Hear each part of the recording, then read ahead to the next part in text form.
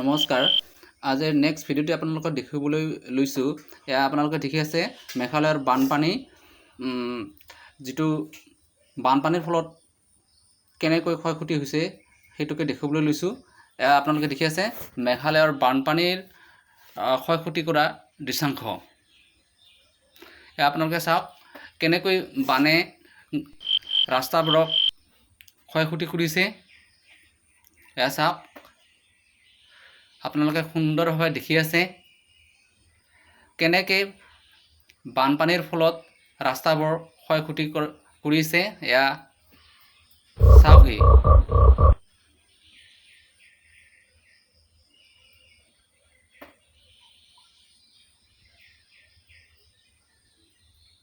এয়া চাওক ৰাস্তাবোৰ কেনেকৈ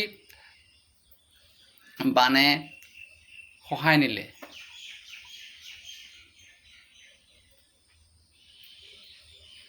এয়া আপোনালোকে দেখিছে এই দৃশ্যাংশ নৰ্থ গাৰো হিলছৰ। চাওক ৰাস্তাৰ মাজেদি গাঁত হৈ গৈ আছে আৰু এয়া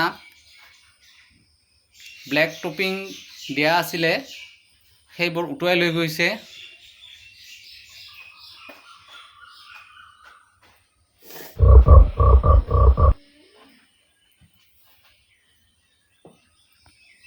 এয়া চাওক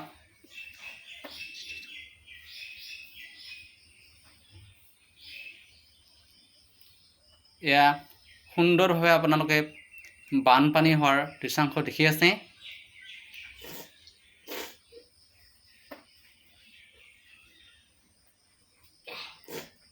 এয়া চাওকহি, এয়া পকী ৰাস্তাৰ কাষে কাষে কেনেকৈ ৰাস্তাবোৰ খহাই নিলে। এয়া দলঙো প্ৰায় খহাই নিয়া হৈ আছে। চাওক ইয়াত মেঘালয়ৰ চৰকাৰে ব্ৰিজ দিব লাগিছিলে, কিন্তু নিদিয়াৰ ফলত আজি জনসাধাৰণে যান বাহনৰ ক্ষেত্ৰত যথেষ্ট অসুবিধা ভুগি আছে। এয়া চাওকহি,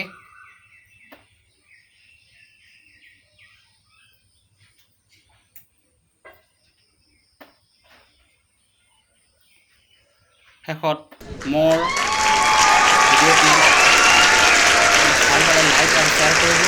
সকলোকে নমস্কাৰ।